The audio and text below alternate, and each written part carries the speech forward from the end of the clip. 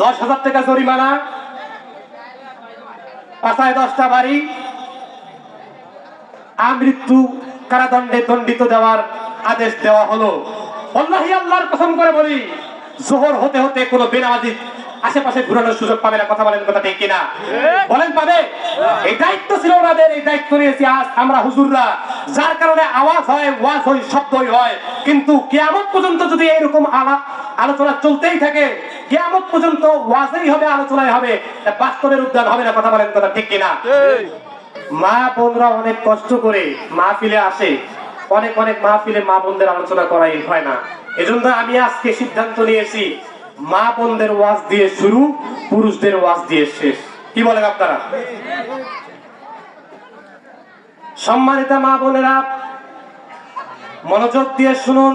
আল্লাহর নবী বলেন, মহিলারা যদি 4টা আমল করে, আল্লাহ রাব্বুল আলামিন এই 4টা আমলের কারণে 8টা জান্নাতের দরজা খুলে দিবে।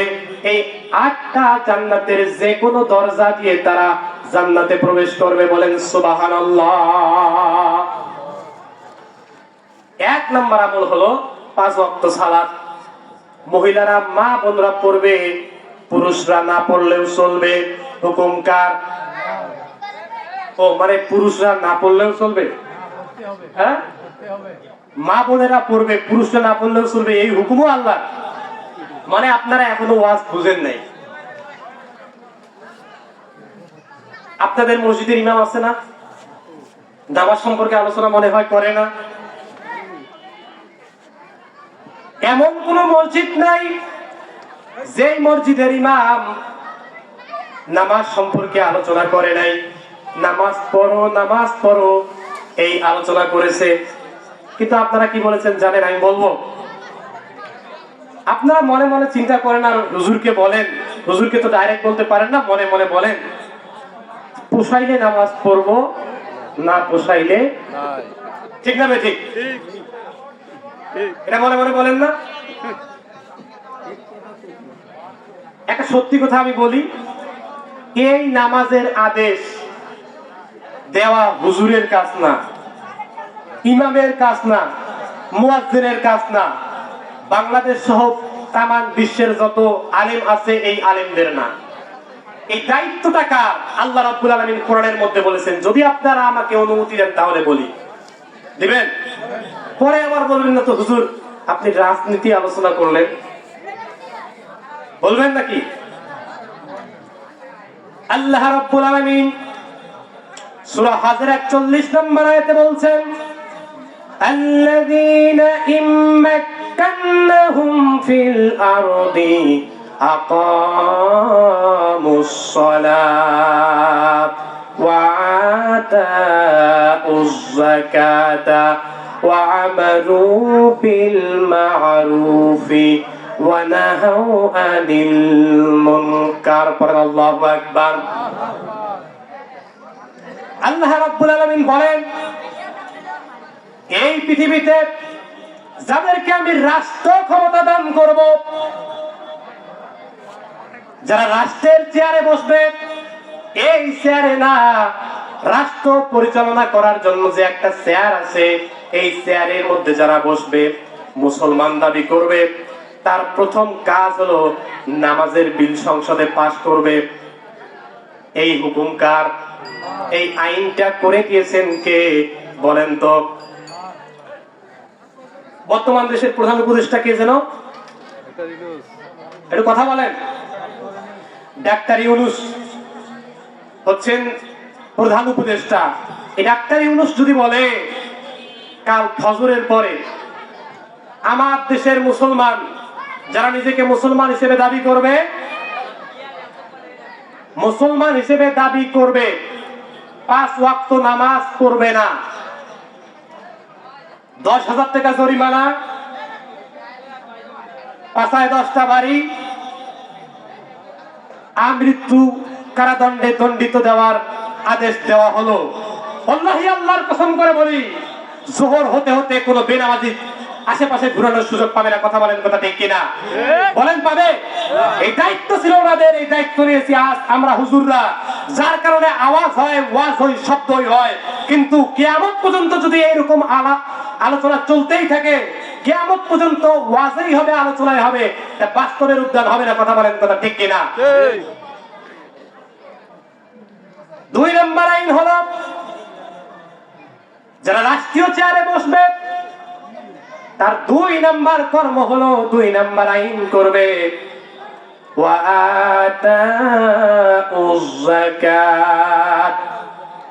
যাকাত দিবে। এখন বর্তমান সমাজে যাকাত তুলে কে জানেন? হাফেজি মাদ্রাসার হুজুর, মসজিদের ইমাম, সভাপতি আর যারা আছে এরা। আসলে কি দায়িত্ব এদের? যাকাত তুলবে। আল্লাহ রাব্বুল আলামিন বলছেন এই রাষ্ট্রীয় দায়িত্বে যারা থাকবে তারা যাকাত তুলবে এবং যাকাত যা পাওয়ার অধিকারী এদেরকে যাকাত দিবে। বলেন সুবহানাল্লাহ। ডাক্তার ইউনূস সাহেব যদি বলে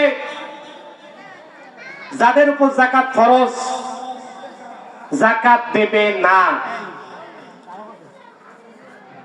10,000 টাকা জরিমানা, আমৃত্যু কারাদণ্ডে দণ্ডিত দেওয়ার আদেশ দেওয়া হলো, এই আইন যদি কালকে জোহরে করে আসর হতে হতে আর যাকাত দেবে না, এরকম লোক আমার মনে হয় আর খুঁজে পাওয়া যাবে না। কথা বলেন, কথা ঠিক কিনা? যাবে? 3 নম্বর আইন হলো ওয়া আমারু বিল মা'রুফ, সৎ কাজের আদেশ দিবে। মাহফিল করো, মসজিদ তৈরি করো, মাদ্রাসা করো, সৎ কাজের আদেশ দিবে কারা? যারা দায়িত্বে আছে তারা। ঠিক না? ঠিক। আর 4 নাম্বার হলো ওয়ানাহাউ আনিল মুনকার, অসৎ কাজে বাধা দিবে ওরা। ঠিক না? ঠিক। এই 4টা আইন আল্লাহ রাব্বুল আলামিন বলছেন এই চেয়ারে, রাষ্ট্রীয় চেয়ারে যারা বসবে তারা এই 4টা আইন করবে। অতএব এই 4টা আইন হোক। এইরকম যদি আমরা দেশ চাই, এইরকম দেশে যদি আমরা বসবাস করতে চাই, তাহলে সেই দেশের সংসদে এই কোরআন কারীমকে নিয়ে যেতে হবে। বলেন ঠিক না? ঠিক। অতএব এই কোরআন কারীমকে সংসদে যাওয়ার জন্য কারা কারা চান? 2 হাত তুলে আল্লাহকে দেখান। নারায়ে তাকবীর, হাত নামান। আল্লাহ রাব্বুল আলামিন কবুল করুক। বলেন আমিন। ওয়াজ চলতেছে মহিলা মা বোনদের। মহিলা মা বোনরা কি করবে? 1 নাম্বার আমল 5 ওয়াক্ত সালাত আদায় করবে। 2 নাম্বার আমল হলো রমজান মাসে রোজা। সামনে রমজান আসতেছে, এই রমজান মাসে মহিলারা রোজা রাখবে, পুরুষরা না রাখলেও চলবে। এই হুকুম কার? বলেন কার? পুরুষরা না রাখলেও চলবে না পুরুষদেরকেও দিতে হবে? আলোচনা কি বুঝতেছে? কিন্তু আমার দেশে পুরুষেরা বেশি রোজা দেয় না মহিলা মা বোনরা বেশি রোজা দেয়? বলেন তো। মহিলারা রোজা দেয়, ফরজ দেয়, সুন্নত দেয়, ওয়াজিব দেয়, নফল দেয়। স্বামী যদি অসুস্থ হয়ে যায় আল্লাহর কাছে বলে, আল্লাহ আমার একটা সন্তান আছে, ও আল্লাহ আমার স্বামী অসুস্থ, আমার স্বামী যদি মারা যায় আমার সন্তান এতিম হয়ে যাবে, আমি বিধবা হয়ে যাব। আল্লাহ আমার স্বামীকে তুমি সুস্থ করে দাও, এজন্য মান্নত করে 2টা রোজা দিয়ে দিলাম। বলে সুবহানাল্লাহ। আমার দেশে মা বোনেরা তার স্বামীর জন্য রোজা দেয়, কিন্তু আমার দেশের মা বোনেরাও তো অসুস্থ হতে পারে। পুরুষরা আপনারা কয়টা রোজা দিয়েছেন?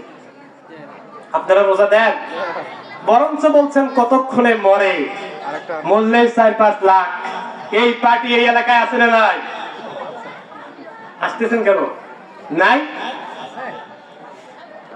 2 নাম্বার আমল হলো মা বোনেরা আপনারা রোজা রাখবেন।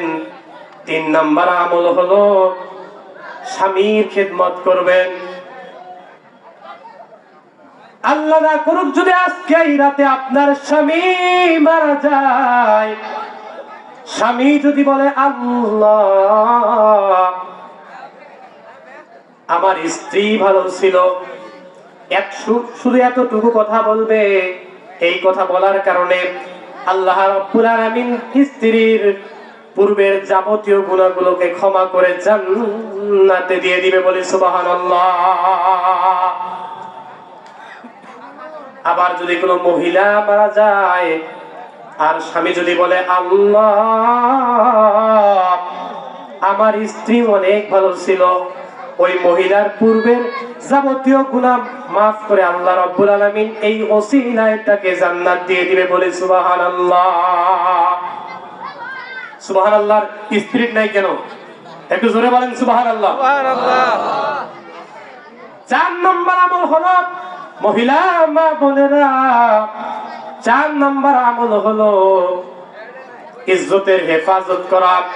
আল্লাহ রাব্বুল আলামিন বলেন وقرنا في بيوتكن ولا تبرجنا تبرج الجاهلية الأولى। আল্লাহু আকবার। মহিলা মা বোনেরা, আপনারা ঘরের পরিবেশে থাকবেন, বাইরে যদি বের হতে হয় তাহলে পর্দা করে বের হবেন। জাহিলি যুগের মেয়েদের মতো নগ্ন অবস্থায় আপনারা বাইরে বের হবেন না। এই 4টা আমল করে আল্লাহ রাব্বুল আলামিন মা বোনদেরকে জান্নাতে যাওয়ার তৌফিক দান করুক, সকলে পড়ে আমিন।